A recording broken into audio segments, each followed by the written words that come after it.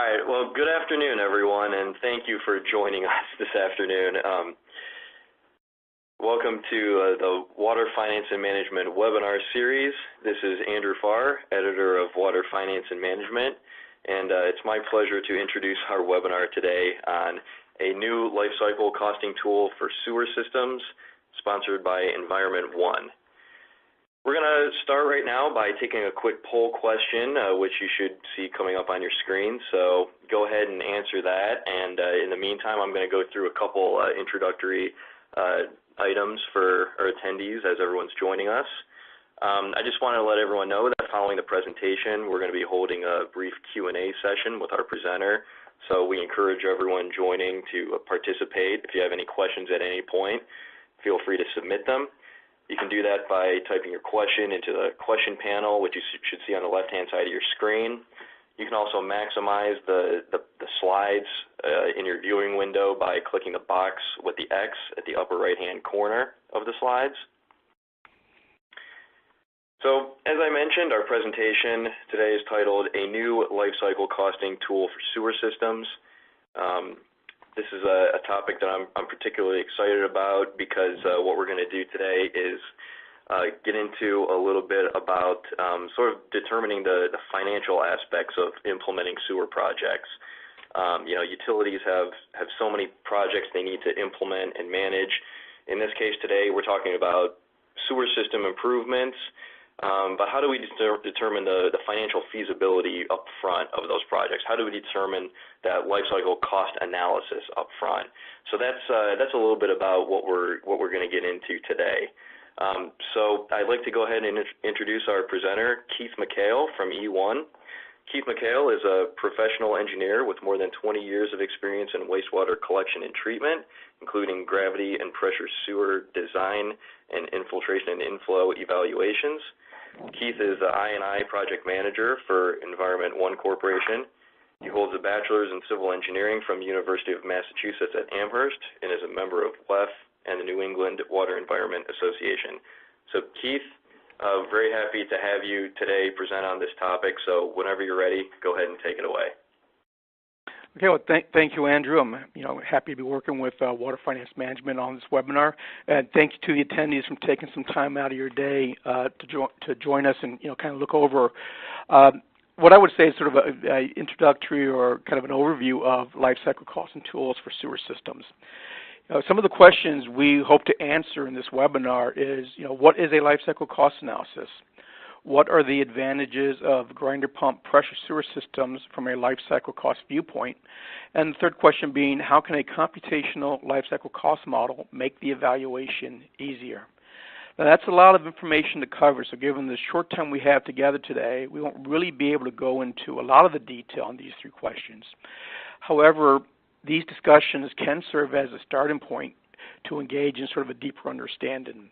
So I kind of want to begin with the end in that if there are any questions or if you do want to go into more detail or get information, please do not hesitate to reach out to us. The last slide will have my contact information, but it's KMCHALE@E1. So as you see these presentation, and if you want to get into more detail, maybe go over the life cycle cost computational model on a sort of a personal demonstration, please reach out to us so we can go into it in more detail. So when we look at a wastewater collection system, the basic principle of it is to convey wastewater from the source to the treatment facility.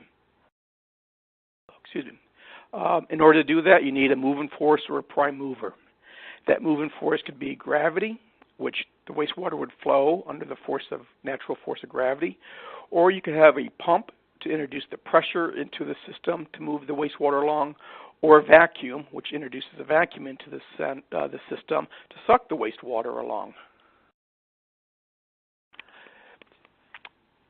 So if we look at it from sort of that viewpoint of three prime movers or a moving force to move wastewater from point A to point B, we can look at a few different alternatives. No longer are we really constrained to looking through the lens of just conventional gravity sewer. So when we look at collection system alternatives, we now are looking at conventional gravity sewer, grinder pump sewer systems, septic tank effluent pump systems, and vacuum systems. Now, I have a presentation that could spend 45 minutes on this one slide alone, and that's what we're not going to have a lot of time to go into. So again, any questions, any details, please let us know. But just, kind of quickly to show some of the comparative differences. With the gravity sewer system, as I said, the wastewater moves under the force of gravity. So the pipe has to be laid at a certain slope and has to have enough capacity, or the pipe has to be sized to a certain diameter to allow the flow regime to occur naturally without any other force to it. So that you have a deep trench excavation with the pipe going downhill until it gets to a point where it is no longer economical to dig a trench to put that pipe in the ground. So you have a lift station that then lifts the wastewater up to a higher point and continues that sort of pattern of digging a deep trench going downhill to a lift station until you ultimately get to the treatment plant. Then we start to look at some of the alternative technologies. First one being grinder pump pressure sewer. In a grinder pump pressure sewer, you have a small basin and a grinder pump located at each property. The grinder pump grinds up the solids in the wastewater, and then the pump conveys the wastewater to the treatment facility under the force of the pressure created by the pump. So because you have that pressure force as well as small particles, because the material is ground up, you're able to have the sewer system that is a smaller diameter pipe than with a traditional gravity sewer, and it can follow the contours of the land. So you're not digging a deep trench. You can install the pipe just below the frost line.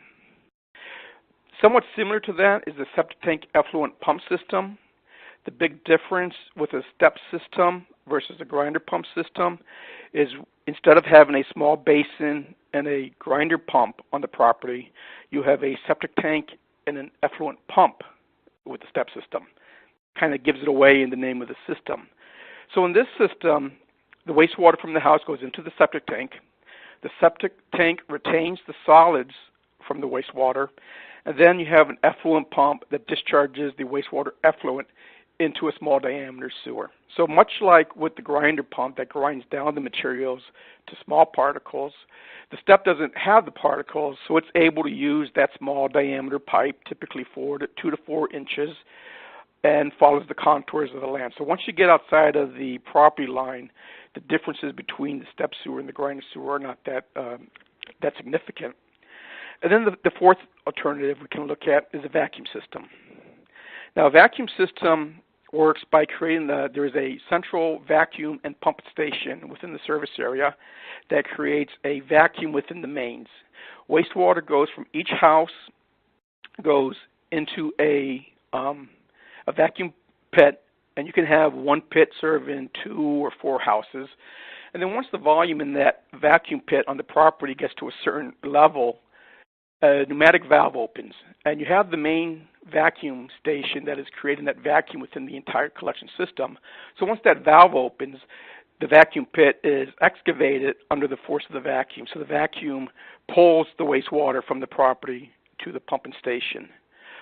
In order to make this work, it does, similar to a step system or grinder pump system, uses a smaller diameter pipe, but it has to be installed at sort of a sawtooth pattern, so it does have some aspect of not backflowing into something and creates a little bit of a gravity type operation. So it's a little bit more intricate than a step or grinder pump system, but not as complicated and not as precise or not as deep a trench as with the conventional gravity sewer. So that's kind of the quick overview when you're looking at what you have for alternatives. Let's see here. Okay, I guess, yeah, I'm on poll question number 1. So I'd like to start kind of with a poll question. As part of a wastewater collection system evaluation, have you considered grinder pump pressure sewers or other alternatives to conventional gravity sewers? And we'll give you a few seconds here to answer. This is the part where you might normally hear the Jeopardy theme song, but the license and rights for that was a little bit too high, so you can think to that on your own. So again, if you can, question: have you considered alternatives to conventional gravity sewer? And like I said, we'll take about 10 seconds or so to allow you to answer that.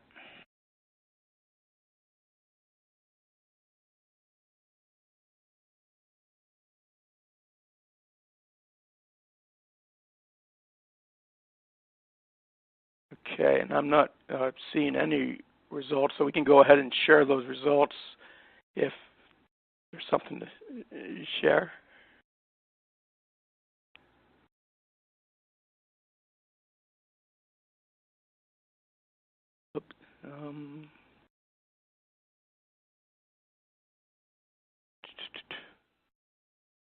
Yeah, I'm not seeing any results, so unfortunately I don't know the answer to the question. I am going to assume that the answer is majority yes. So we'll just go ahead and move on. So let's assume that as part of a wastewater, yep, sorry. This is Andrew. I don't know if we can show the results since we have the questions in a text box. So I don't know if we can share those with we can circle back afterwards and share the results with attendees. Okay. Thank you, Andrew. Well, I'll assume if you're on the webinar for sewer systems, you probably have considered alternatives. So we'll just assume that everybody answered yes on that, and we can kind of move on. But before we do, I want to, I talked briefly about the different types of sewer systems we have.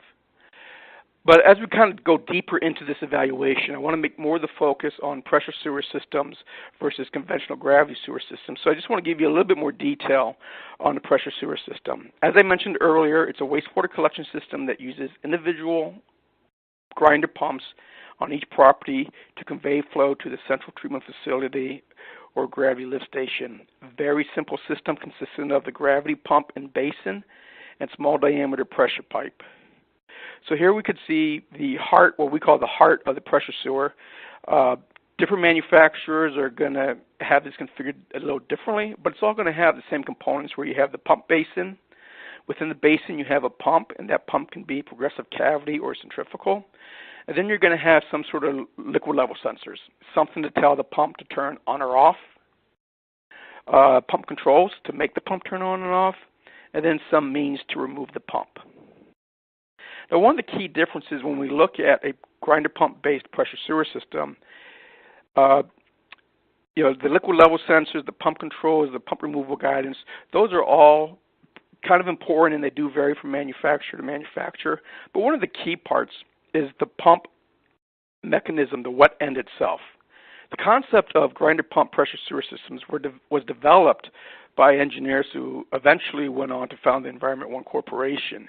And they looked at this problem of creating an appliance for pressure sewer systems with no agenda whatsoever. They had a blank whiteboard that they were able to come up with a concept. And what they developed was the concept of a semi-positive displacement pump as the wet end for the pump, as opposed to the centrifugal. And what this does is it moves the pump in a block. So unlike a centrifugal pump that can vary depending on what the back pressure is in the system, a semi-positive displacement pump is going to discharge essentially the same volume of water every time it turns on and off, regardless of what the system flow is. If the head from the pump can get into the system, it's going to operate at about the same point. And this is really critical because you're looking at a service area that could be a couple hundred different pumps. And if you're trying to model that service area with a centrifugal pump and you're looking at what happens when 3 pumps in this area come on, 4 pumps over here, 2 pumps that's only on for a minute, the hydraulic dynamics of that system is just outrageous. Here with a semi-positive displacement pump, the pump comes on, it discharges about 11 gallons per minute, pump turns off. So it's sort of easier to really get a feel for what's happening with your system. But that's probably not enough. I would hope it would be, but not enough to convince everyone. So generally, when we're looking, in the wastewater community at a evaluation, looking at our wastewater collection options, we're going to look at some various alternatives, and we're going to have to come up with some sort of criteria on how to judge these alternatives. So we would typically do an analysis, and there, I see 2 parts to that analysis. You have the objective analysis, such as the performance criteria. Does the fundamentals of this technology work for this application? Then the economic criteria. What is the cost of this system? How does the cost of this system compare to the cost of the other systems? Then you kind of step down to the more subjective analysis. This is where you get 10 people in a room, you're going to get 11 opinions. And these are the non-monetary criteria. What is the suitability of this collection system for this application? Ease of operation. Is the operation maintenance more or less critical or impacted to the operations? Are the operators, the people that are going to deal with the day-to-day of the community, are they familiar with these systems? So you kind of want to judge these and then look at stuff like, you can go deeper, the community impact. With a conventional gravity sewer, you're going to have a bigger trench, a deeper trench, more of what we would call the social disturbance, the digging up the middle of the road, versus a pressure sewer system where your disturbance is going to be less. So you're going to have that community impact. Now that's, again, falls under the subjective analysis. And as the person doing the evaluation, you want to look at how important is that criteria compared to some of the other criteria. And what we typically see when we look at this is a matrix of alternatives where you would have your 4 different properties or your 4 different systems, and then you could kind of rate those systems. And what I'm, the graphic I have up now, the shorter bars is less desirable, the longer bars are more desirable. It's kind of based on a 1 to 5 scale. So you would kind of rate these things of what is important and how would I rate, say, the economic costs of the system compared to the other alternatives. How would I look at some of the subjective analysis, the familiarity with the system, the ease of operation, the suitability. And you can see the line on the bottom, the whole series of question marks, because each community is going to be a little bit different. So when you look at the subjective analysis, you want to look at what is important to your community, to your rate holders, to your client, whoever you're doing this evaluation for. And I've seen some selection matrices that might have 20, 25 or more criteria. Kind of makes it a little hard once you get that much data. But when you look, if you look at the right side of this graph, you see we have basically the non-monetary subjective criteria and the monetary criteria. That monetary criteria being the capital cost and the operation and maintenance cost. These capital costs and operational maintenance costs, this is essentially the life cycle cost analysis. So the first part of the evaluation of alternatives is to really look at the economic impact. What is the near-term capital cost? What are the ongoing operation and maintenance cost? When you look at some of the subjective stuff, as I say, 10 people are going to have 11 different opinions, and that could always be fudged. But you want to make sure that, in the wastewater, business, our first objective is to do right by the ratepayers, by the customers. And if the wrong solution is made for the non-economical reasons, we're not serving our customer correctly. So we want to focus sort of initially on the monetary evaluation of an evaluation matrix. That brings us to our second poll question. So let's say on a scale of 1 to 5, how important is a life cycle cost assessment evaluation in the evaluation of infrastructure project alternatives? And in this case, 1 would be the least important, 5 would be the most important. So from least important to most important, how important is the life cycle cost assessment? And again, we'll go a couple seconds here, maybe 10 seconds or so, to let you all answer the questions.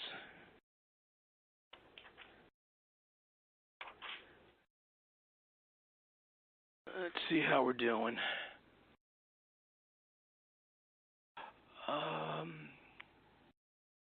Okay, well, the good news from my perspective, we can go ahead and share the results now.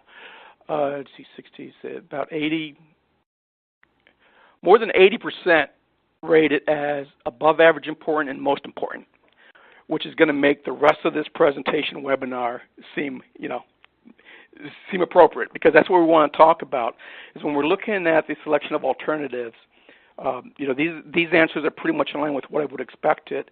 The economic is always going to be a pretty important subject.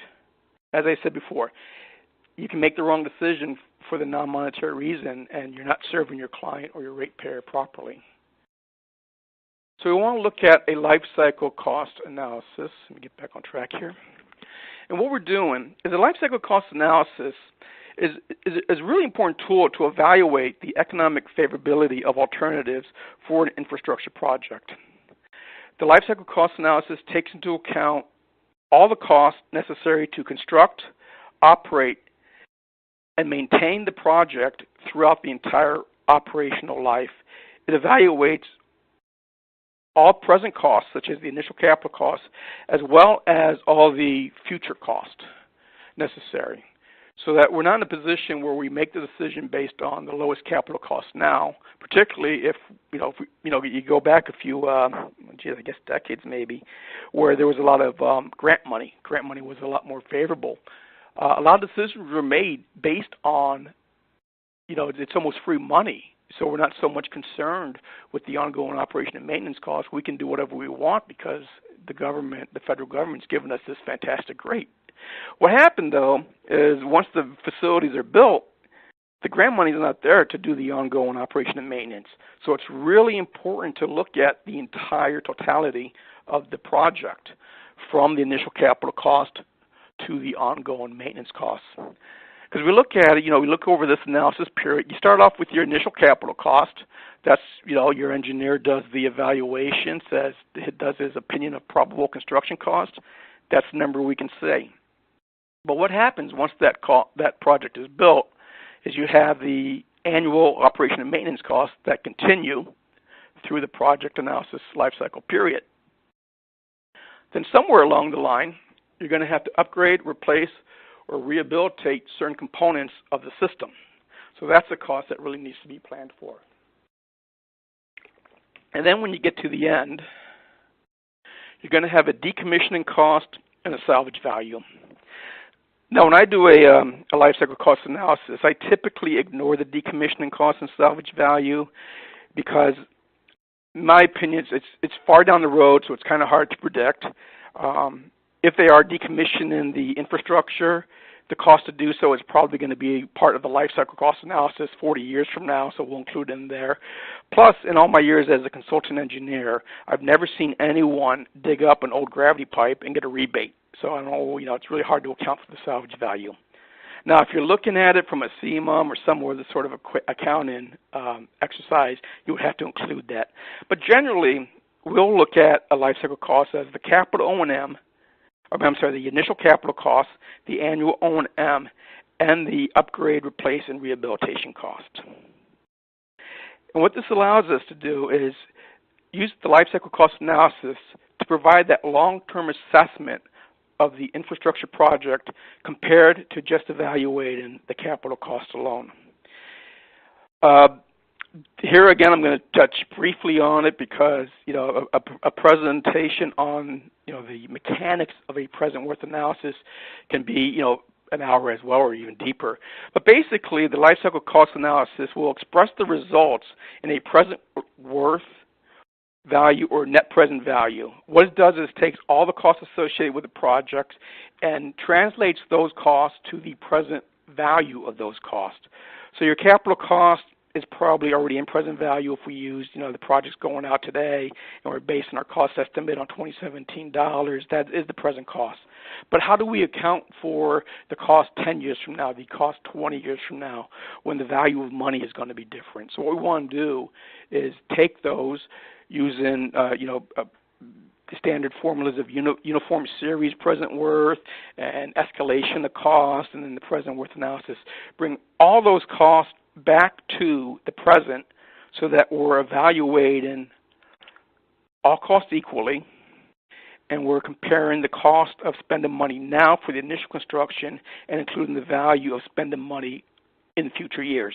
So all costs are equivalent. When you do a life cycle cost analysis, it's really important that the analysis be based on all the costs accrued over time, and that's one of the places I see where sometimes they come up short. Quickly on this slide, a key component of it is the planning period. So you want to make sure the planning period of life cycle cost analysis is appropriate. I typically use a planning period of 30 years. I would say your range of acceptable planning period is 20 to 40 years. But you want to make sure that the planning period is matches real life, that it captures all the costs. If you have too short a planning period, you may not capture the value of the long-lived assets. If you have too long a planning period, it's a little difficult to accurately predict what the equipment maintenance and repair costs are, or what the economic impact. We're going to base this on inflation and escalation factors. We really don't know what they're going to be 20, 50 years in the future. So we want to kind of make sure that the planning period is reasonable. We just want to compare alternative A to alternative B. If we do that for 30 years, it's maybe not so critical that alternative A and alternative B actually have a life of 60 years. We just want to look at something that we can reasonably adjust, or we can reasonably evaluate. So there's a lot of parameters when you get into this.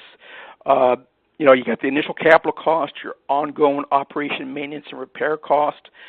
This includes, the O&M activities, the frequency of those activities, and the cost of those O&M activities.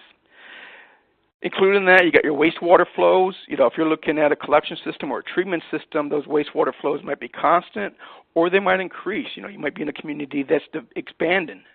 So you want to look at, right now we're going to put 100 grinder pumps in the ground, but because of our expansion of the system, 5 years from now we got another 20. 5 years after that we got another 15. So you want to make sure the life cycle cost analysis really kind of, looks at that sort of example. And then you have the financial criteria, your cost escalation rate, the discount rate, which is sort of the interest or the cost of money, and as I mentioned earlier, the planning period. Now, just quickly take a sidetrack. When we look at gravity versus low pressure, the capital construction cost of a gravity sewer is always more expensive than a pressure sewer.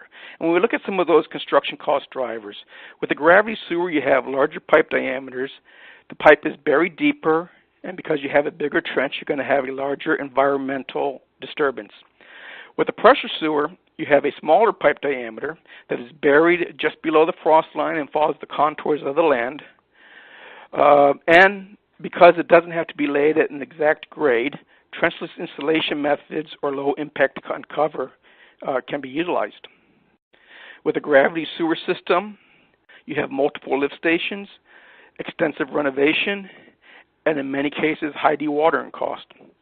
With the pressure sewer system, depending on how the system is laid out, you would have few, if any, basin area-wide lift stations. You got smaller pipe that's installed with easier construction methods at a lower depth, so you're going to have smaller equipment, smaller crews, less disruption to the community, less disruption to the environment. That's also going to translate into a shorter construction duration and a lot more flexibility in the construction. So when you look at the information in these last two slides, it almost would seem intuitive that a grinder pump-based pressure sewer system would be cheaper from a capital construction standpoint than a conventional gravity sewer, and we find that consistently. Here we have some information. This is a report done in 2010, but by what was the Water, Environment, and Research Federation and is now the Water, Environment, and Reuse Federation. But they looked at a study of decentralized sewer systems and decentralized treatment and evaluated gravity sewers, pressure sewers, step sewers, and vacuum sewers. And what they found in their sort of 30,000 view analysis was that gravity sewers tended to be approximately 80% more expensive than grinder pump low pressure sewer systems. So their example of a 200 home community, or actually it's a per connection, so it doesn't matter, but this was a 200 home community example they did. They would expect that the gravity sewer would be 12 to 18,000, pressure sewer would be 6,000 to 10,000. This is very consistent with what we see as the leading manufacturer of grinder pumps for pressure sewer systems. We had the advantage of seeing a lot of bid tabs, a lot of projects. At the 6,000 to 10,000, maybe 11,000, is pretty much consistent with what we see as the cost of a pressure sewer system per connection.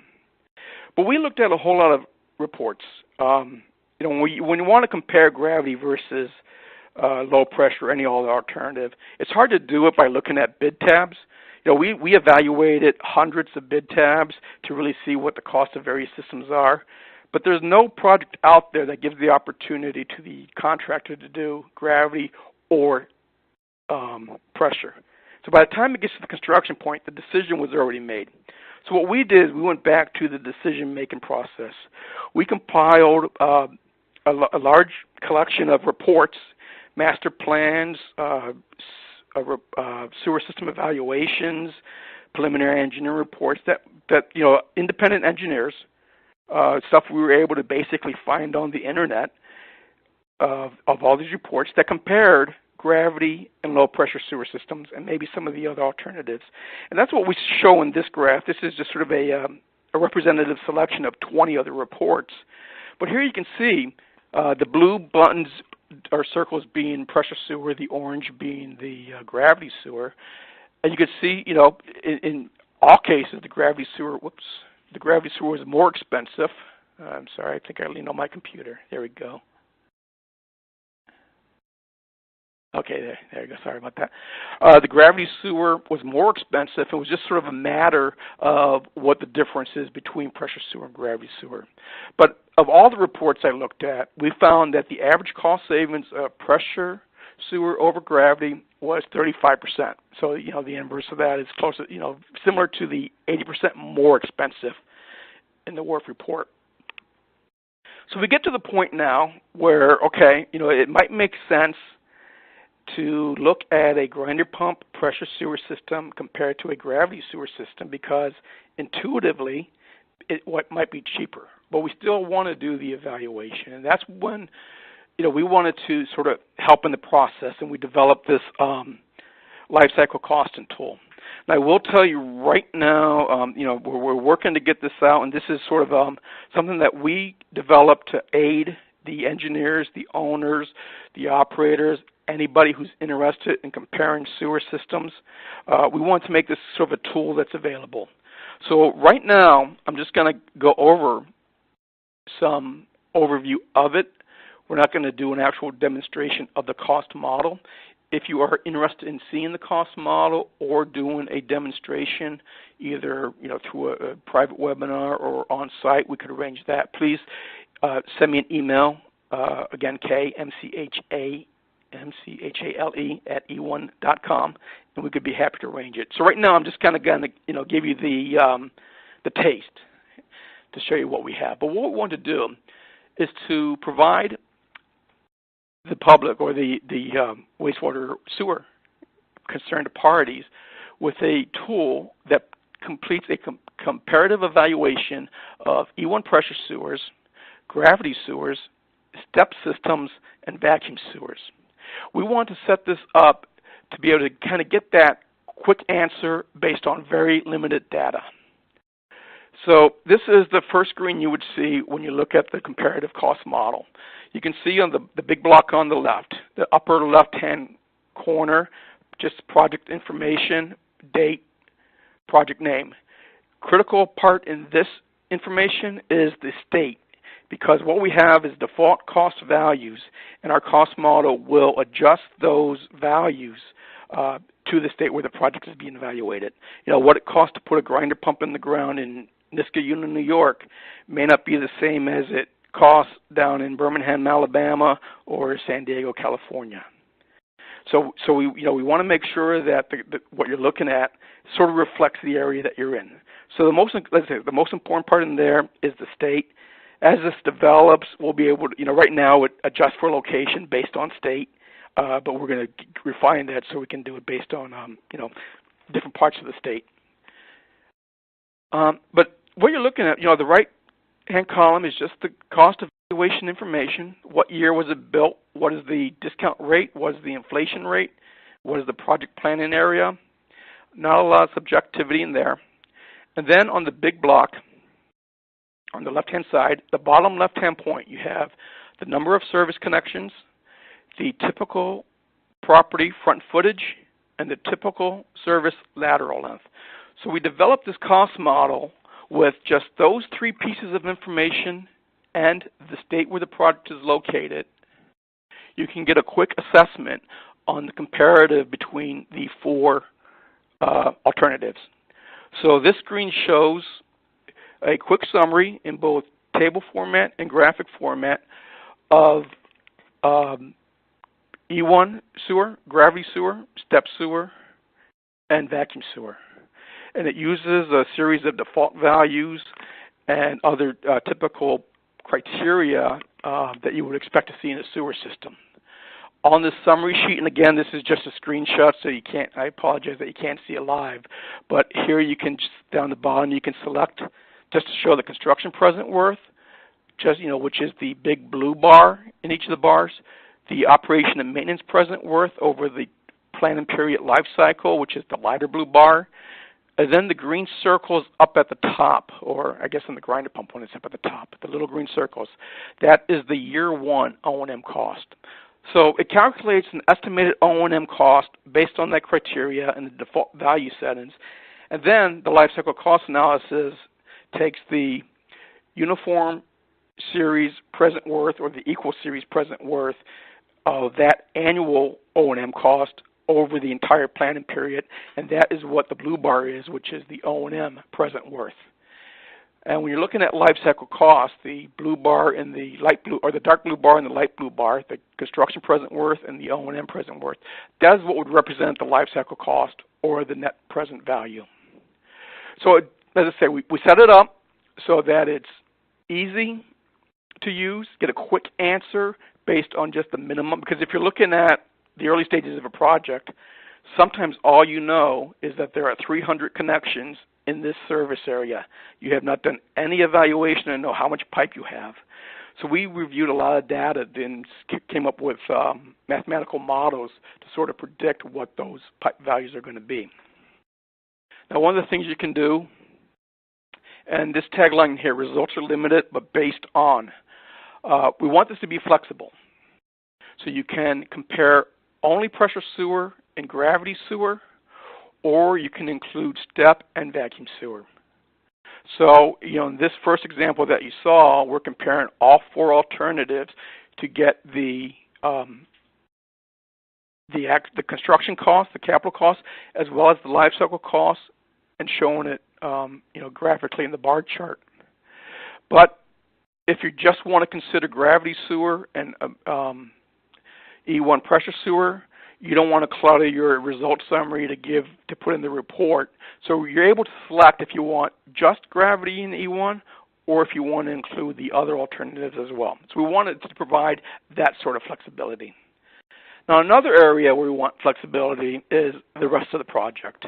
I'd say there's one thing that any group of people doing a life cycle cost analysis will agree on, and that one thing is that they are not going to agree on anything else. There are going to be differences of opinion with respect to nearly every aspect of the life cycle cost analysis. These differences of opinions would include the capital cost components in terms of the system equipment and installation, the contingency that would be used. The contingency is to account for what you don't know. So, different engineers, different utilities might use a different value based on how little information or how much detail they already do know. And then some of the really, let's say, areas of contention you might see is the operation and maintenance activities, as well as the operation and maintenance level of effort, and of course, the operation and maintenance unit costs to perform those activities. And then you might also want to, have a different planning period, different cost escalation or discount rates, and some of those other factors that are used. Most people will tend to agree that, 4% for a discount rate's fine, but they're going to disagree on what the O&M impact is for the various systems. So the model was developed using a lot of default values, but we don't want to limit you to those default values. So here, it doesn't show the screen capture may not show too well. If you haven't already, I suggest, maybe expanding this to full screen. But these are the parameters that the default value uses. And it uses such things as a typical spacing of a manhole for a gravity sewer every 400 feet. That can be changed by the user. For a gravity sewer system, the default value, 250 connections, gets you a 1 lift station. Again, that can be changed. A vacuum sewer, looking right below the gravity sewer. This assumes that there is 2 households, 2 connections for each valve pit. Also assumes that for every 15 connection, there's a diversion valve in the collection main, and then for every 1,000 connections, there's a vacuum station. These are parameters that are in there as defaults. This is based on an evaluation of a lot of different projects and a lot of different literature research, but the critical part is you're not constrained to these default values. All of these values can be changed. If you're doing a life cycle cost analysis and you think that a typical manhole spacing is every 600 feet, you can change that. And that's what we wanted to do, is have something that you can get the results quickly, but gives you, the user, the ability to change it to a number that you feel you're more comfortable with. So when you're looking at the system parameters, and just quickly on the left-hand side of this, for a pressure sewer system, this model assumes that there is an air release valve every 1,000 feet. It assumes there is a clean out every 600 feet. It assumes that 100% of the grinder pumps are simplex pumps. You can change that value if you want to have a duplex pumps, because you might have, churches or commercial installations where you want a duplex. So you can say 98%, and again, this is the conceptual evaluation, so you don't even have to know exactly what it is, but you can say I have some commercial installations in there, so I'm not going to be 100% simplex. Let's say 98% of my pumps are simplex. So again, the values there, that can be changed. And those values are similar for the step system as well. Then we go to the other part. Again, the results are based on limited data, but the cost parameters can be adjusted. So when you're looking at the various cost parameters for gravity sewer, E1 pressure sewer, step sewer, vacuum sewer, those can be adjusted. One of the areas in gravity sewer that we see underrepresented a lot is frequency of cleaning. So here, 20% of the system is inspected by CCTV. You can adjust that higher or lower. 10% of the system is cleaned every year on the default values. So it's important that we look at the ability, and what I want to get across here is that this is set up to do default values, but you can change pretty much every parameter. If you look over at step sewer, pump repair, replace reserve, $50 per installed pump, we're really comfortable with that number because we have a lot of data that shows with our multitude of installations out there what is the real cost of maintaining this, and we have case studies that show it's typically $50.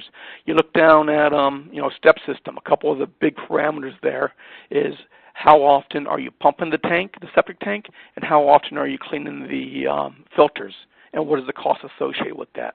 There's always going to be a little bit difference of opinion on a lot of these parameters, so we want to make sure that the cost model has that flexibility to change. And then what you have in this cost model is a quick summary of the capital cost. So if you look at here, we're showing the screenshot of the E1 pressure sewer system. Under system component, all of these items are fixed. So you don't have the flexibility in this version of the model to go in and add products. This is the quick calculation. We can do a more detailed calculation. We have another spreadsheet that allows the user to actually change or add values.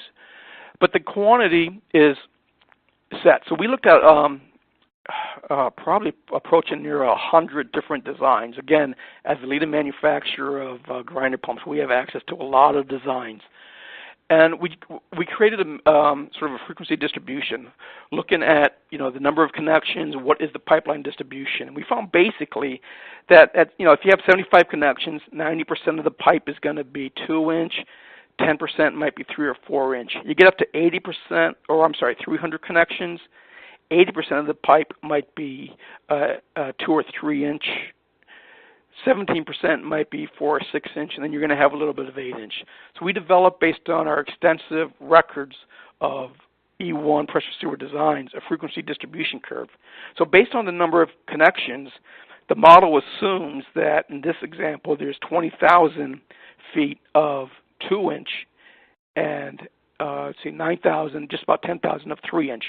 So if you change the number of connections on the first screen, that number is going to change, again, based on a frequency distribution curve that we developed. And from that, we developed a equation.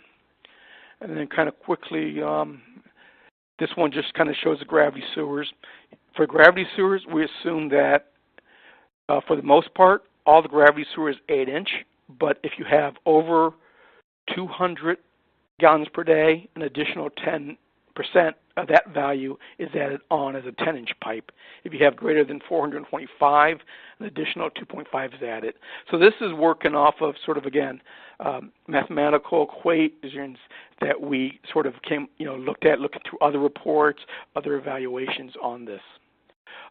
So the next few, I'm going to go through quickly, but I just want to show you, we looked at this case study where it was a community that had 5 communities with significant concentration of underperforming fill-in septic systems. And they did an evaluation of, I'm going to jump a little bit ahead because I want to leave some time for questions, but they looked at gravity sewer, pressure sewer, step sewer, and vacuum sewer. And as you can see real quick, ranged from communities with 90 connections up to 319. Within there, they found that pressure sewer was the recommended alternative for 3 of the 5 alternatives. And what I want to do now is kind of go through this quickly. And what I want you to kind of look at is, through these communities, how things varied, particularly the first 2. We have 192 connections for the Central West community, and you can see what that graph looks like. Then we looked at the Northwest community, 196 connections, essentially the same, but you can see the life cycle cost evaluation, which includes treatment, varies pretty significantly. And then as we kind of go through the other communities, you can see the variability in the life cycle cost. But one of the things I really want to touch on real quick here, because I do want to leave some time for questions, is I'll just jump kind of quick. The sensitivity analysis. A key part with the life cycle cost evaluation is the what if. So you're going to have your initial assessment, and you're going to make that initial assessment, but someone's always going to say, yeah, but what if? So in this case, we felt that, there were some things that could be changed. The gravity didn't account for a lot of the lift station maintenance, did not account for a lot of the TV inspection. So we took one of these communities that was essentially equal between gravity sewer and grinder pump, and you can see the significant difference, about the 40% that we typically see on the capital cost of grinder pump. But on a present worth value, they're essentially equal. We thought that, let's do a sensitivity analysis. Let's reduce the cost of maintaining those grinder pumps, because we know that their value was a little bit high based on our experience. And they didn't really include anything for the line maintenance. So what if we were to look at that? And you can see that it doesn't change much. Initially, the life cycle costs were essentially the same. But if you did that sensitivity, that what if analysis, you can see that gravity sewer was 1.5 versus pressure sewer, which is 1.48. Still essentially a toss-up. But the key point being, when you do a life cycle cost analysis, you want to have that ability to do the what if. And that's one of the things we incorporated in this life cycle cost model. So just quickly summarize so I can get to some of the questions. Pressure sewer systems are a viable alternative to conventional gravity sewers. Limited past experience and some of the misconceptions that might be out there about grinder pumps, the maintenance of grinder pumps, or the fact that you do have to perform maintenance on conventional gravity sewers, that may skew some of these evaluations. And in order to really look at it and make sure you're doing right by your ratepayers, the life cycle cost analysis model can aid the owner, engineer, and operator in evaluating the long-term cost of a collection system. Now, one of the conclusions I don't have on here is that we recognize that, maybe y'all do appreciate and understand that a life cycle cost analysis is very important to the analysis or to the selection of the alternative, but we don't have the time or the budget. So what we want to do is to create this cost model to aid you, the engineers. And the question, the first thought might be, yeah, but you're biased. We are biased because we know we got a great product, but the cost model has flexibility so that you can change those values based on what you want. So I think that gives us a few minutes, kind of rush through the end there, but I just really wanted to emphasize that what we're trying to get across with this life cycle cost model. So with that, I will pass the baton back, and we can touch on some of the questions. All right, Keith. Yeah, thank you very much. Yeah, let's get into some questions here. We're getting a lot coming in. But just really quick, we had a question here, and I assume this is just referring to the overall life cycle cost model, but is it similar to value engineering? And if so, maybe you could elaborate a little bit, and if not, explain to us how it's different. There is some similarity between the life cycle cost evaluation and value engineering. A lot of it is kind of when the event occurs. The life cycle cost analysis is what you would typically do when you're just starting off and you want to compare different alternatives. So you have maybe very limited information, but you're going to apply these assumptions to come up with the estimate of capital cost and the estimate on the operation and maintenance effort and the cost associated with that. So you can make that decision on which way to move forward. Now, once you move forward, let's say you decide you're going to want to proceed with this sewer system as a grinder pump system, you do a more detailed design, maybe not 100% yet, but somewhere between 50 and 60% design. Then you want to do the value engineering. And that's when you look at the design and say, okay, well, based on the 60% design, we're coming in at X dollars. What can we do to this project to make X dollars 0.8X? So again, a lot of there's some similarity to it, but the value engineering is focused on after the decision was made and what can we do to make this decision more valuable? What can we do to minimize the cost? Whereas the life cycle is which way do we go? Yeah. Okay, I'll follow that up with this one since you mentioned the grinder pumps.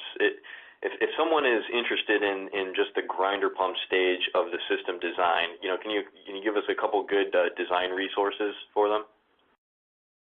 Well, certainly a great design resource for them is Environment One Corporation. As I mentioned in the presentation, we have access to a lot of designs. We have a design assistant, a program where you can go in and input the information that can help you design the system. We or our distribution partners are also available as a resource. If you want to get outside the E1 bubble for some references, a resource I always go to would be WEF Manual of Practice FD12, which is on alternative sewer systems. That goes into some details of the various aspects of all alternative sewer systems. And then SWAPA, which is the I apologize I'm being intro for this. I forget what SWAPA stands for offhand. It's the Submersible Pump Association. But they also have a good book, a resource that has a lot of information. But again, I would say if someone is interested in going with a grinder pump design, we have our design assistants. We can help them in design. We also are available as a company and through our distribution partners to assist them with that. Okay, we have a question here, and again, I assume this is, again, just about the overall life cycle cost evaluation. Is this model being sold, or is it something that your company must run? This model will be available. The quick, we're working out the details. I want to have it like on our website or something where you could download it on the website. It is not being sold. If anyone does have an immediate need, we have a version that we could share with them or go over with them, free for the taking. As I said, there are some refinements that are being made before we release it system-wide, but once we're at that point, it will be free. You can run it on your own, and until we get to that point, please, anyone reach out to us at E1, or if you're already working with one of our distribution partners on a project, they can help you with it through us. So yeah, it's something that we're making freely available. Okay, question about flushing here. For the low-pressure sewer system, should you flush the system annually or periodically when startup connections may not match build-out connections? Yeah, when you look at flushing, it's one of those things that I would say the answer is sort of as needed, which might seem a little vague, but if a system is fully built out, the system is designed so that it has self-scouring velocities, so it doesn't need to be flushed out. one of the concerns we might have is we're saying with a grinder pump sewer system, you're going to have 2 to 4 inch diameter pipe. Some people might be uncomfortable with that, and they might upsize the pipe. That could impact the operation of the system. But I think, what you're touching on in the question is, let's say you have a new development, and the development has not occurred as quickly as everyone had hoped. And with any nice development, the first few houses that got sold are down at the end of the cul-de-sac, so, furthest from the discharge point. In this case, you may not have enough flow in the system to do that self-scouring velocity. So it might be, prudent to go in there and flush them. I don't know if it would be annually. I would definitely think it would be less than annually, but it would be sort of as needed basis.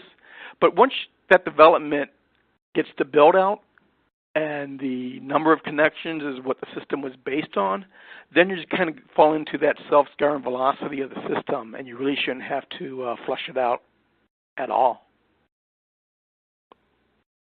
Okay.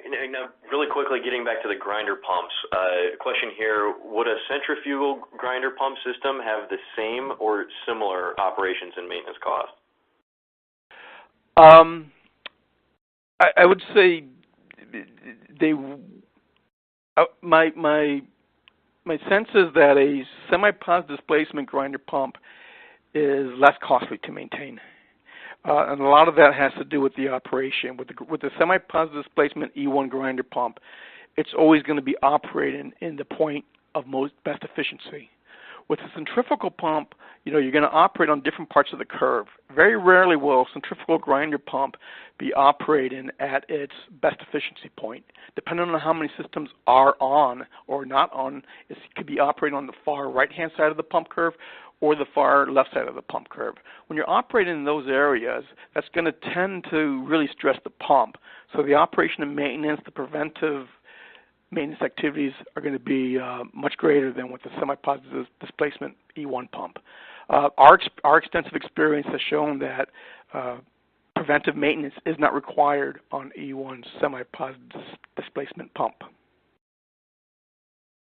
Okay, what's generally the maximum distance the pump can move the liquid? It really depends on the elevations, the number of connections you have. It's, if one pump moving, the pump can discharge up to 180 feet of head. So it really depends on what size. I've never been comfortable kind of speaking in that sort of abstract, because the one thing we know about sewer systems is every system is unique. Yeah, absolutely. And again, just kind of another question on the overall cost. Does the pressure sewer costs include the pump and chamber that is located on private property? Well, it kind of goes back to what I just said. What every sewer system is different. When we're looking at sewer systems, one of the questions we hear when I'm talking to people is, well, who pays for who owns, who operates, who maintains? And the answer is yes, somebody. So it depends. When we look at those numbers I had in there of $6,000 to $10,000 per connection, that is an all-inclusive cost. But when you're looking at an actual project, we have some projects where the owner will do the collection main, the grinder pump purchase, the grinder pump installation. Other projects where the utility will do the sewer main, purchase the grinder pump, but the owner or the homeowner has to put it in. And then others where the utility will only be responsible for stuff in the public right away, and the homeowner has to purchase and install the grinder pump. So if you're looking at a overall, it does vary. But if you're looking at those numbers of $6,000 to $10,000 per connection, for planning purposes, that includes the whole system. Okay. Okay, question here about delivery to the treatment plant. So we had a question that came in here. What about delivering to the wastewater treatment plant, to a wastewater treatment plant that may be several miles away? Would you still be connecting to a gravity sewer or a larger force main?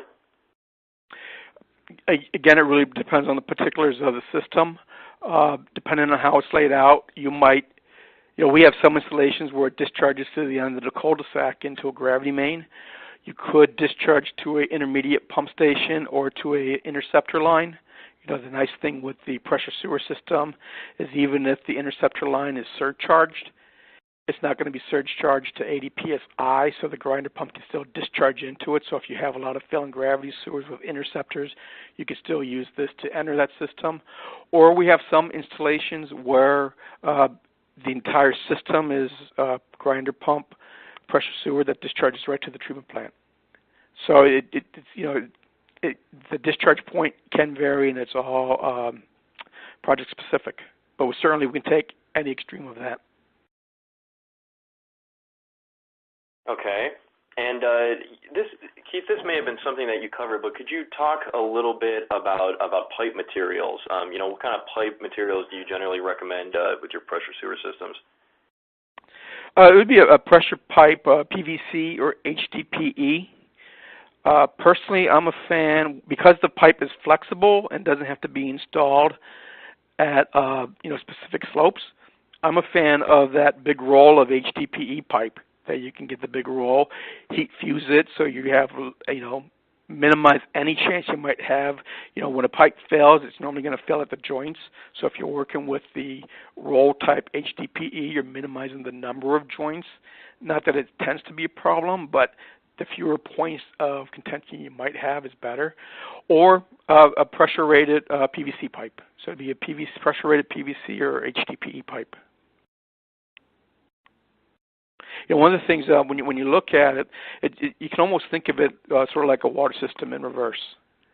So, right. What you would use for a water system would be similar piping materials. Can you talk a little bit about leakage and the impact that might have on the environment? I would assume we're talking like exfiltration from the pipe. A couple years ago, I would assume. Yeah, a couple years ago, we tried to do a literature research on exfiltration, and really was not able to locate any problems of it. It's not to say it can't happen, but we haven't seen it as a not something that recurs or even is we're made aware of. And again, that's what one of the things with the pipe materials and the installation, and because of the methods of installation, the ease of installation, you probably have less chance of a pipe break-in, so you're going to get that exfiltration. I think you might have a greater probability of a 8-inch pipe break-in compared to the materials of construction with the 2-inch. I mean, they're the same materials of construction, but just the way it's installed and all that. So yeah, we have not seen any reports or anything on sewer or pressure sewer exfiltration issues. On the other side of that, we don't have any properly installed. We don't have any infiltration and inflow, as opposed to a gravity sewer that is guaranteed. It's not a matter of when you're going to have infiltration. It's a matter of how much you're going to have. So we don't have that infiltration going to the treatment plant, which is a big cost at many treatment plants, treating basically groundwater. Okay. Yeah, and as you mentioned, obviously, every system is different, so I think there's going to be different challenges, different variables, depending on what kind of system you're looking at. All right, Keith. Well, I think we're gonna go ahead and start wrapping up here. We have a lot more questions coming in still, but we're gonna have our presenters follow up with. Follow up on any questions offline via email following the presentation. So we'll go ahead and get those answered. Keith, is there where else can people go to learn a little bit more? Where are you going to be next? Are you guys going to be at WEFTEC? Yeah, absolutely. We will be at. First I'll say that you certainly can give us a call anytime, and we could maybe arrange something if you want to do something at your location. But we will be at WEFTEC. Our exhibit booth number is 826. We've got a fantastic booth. If you want to, chat with me personally, I will be at our booth Monday afternoon and all day Tuesday. If we have anyone on the line or on the webinar from Canada, I will be at the Wastewater Conference in Saskatchewan next week with our distribution partner John Brooks up there if you want to stop by. But again, if there's anything, any of the participants or attendees want to, talk to, they're always welcome to reach out to us directly or through our distribution partner, and we could arrange maybe some on-site sessions as well. All right, very good. Well, thanks again, Keith, and I'd like to thank all of our attendees for joining us today, and thank Keith for his presentation and E1 for sponsoring the webinar today. And as a reminder, webinar will be archived on our website, on our Water Finance and Management website, which is www.waterfm.com, if there's anything that you missed or would like to refer back to. So with that, we'll go ahead and close and look forward to having everyone join us on the next webinar.